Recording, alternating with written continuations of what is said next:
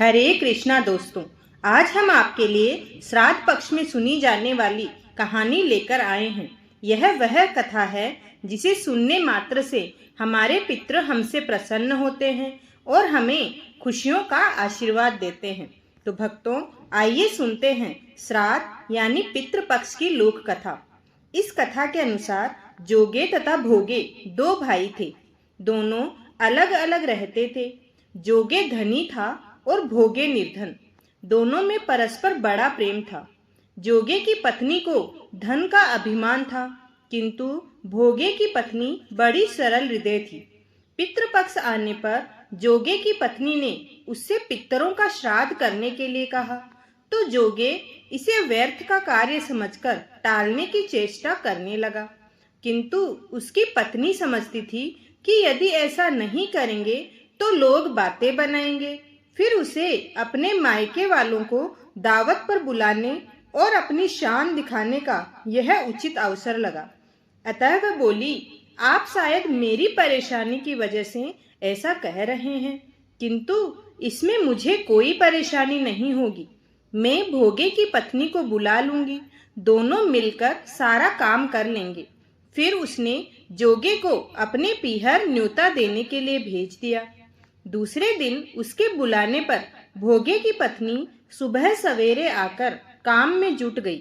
उसने रसोई तैयार की, अनेक प्रकार के पकवान बनाए। फिर सभी काम निपटाकर वह अपने घर आ गई। आखिर उसे भी तो पितरों का श्राद्ध तर्पण करना था।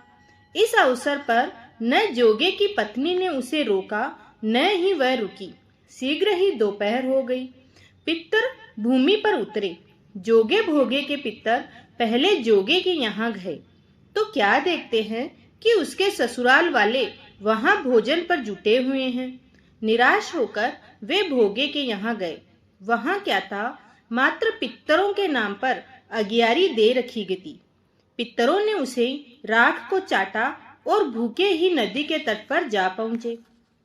थोड़ी देर में सारे पितर इकट्ठे हो गए और अपने अपने यहाँ के श्राद्धों की बड़ाई करने लगे। जोगे भोगे के पितरों ने भी अपनी आप बीती सुनाई।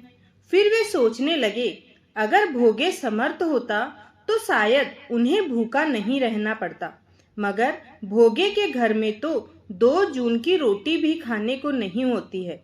यही सब सोचकर उन्हें भोगे पर दया आ गई। अचानक वे नाच नाच कर गाने लगे, भोगे के घर धन हो जाए, भोगे के घर धन हो जाए। सांझ हो गई। भोगे के बच्चों को कुछ भी खाने को नहीं मिला था।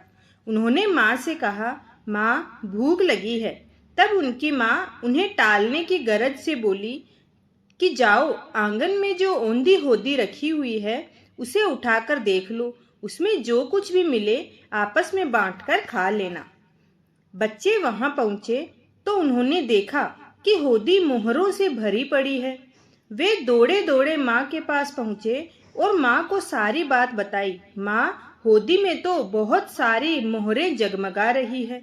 आंगन में आकर भोगे की पत्नी ने यह सब देखा तो वह हैरान रह गई।